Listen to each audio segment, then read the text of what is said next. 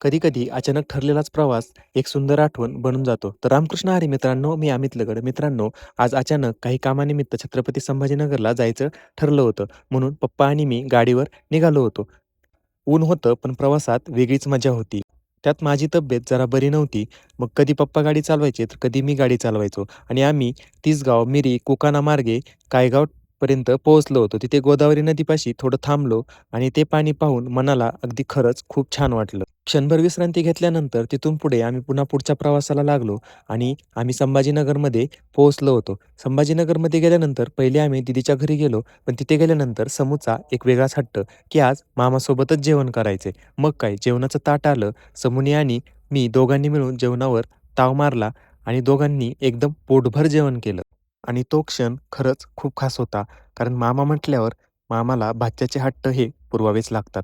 त्यानंतर तिथून आम्ही ताईकडे निघालो होतो. आपलं जे काम होतं ते ताईच्या एरियामध्येच होतं. म्हणून आज तिथेच मुक्काम करायचा असं ठरवलं होतं. म्हणून आम्ही बायपासने प्रवास करत ताईच्या घरापर्यंत पोहोचलो. तिथे गेल्यानंतर जेवण, चहा, पाणी सगळं व्यवस्थित झालं.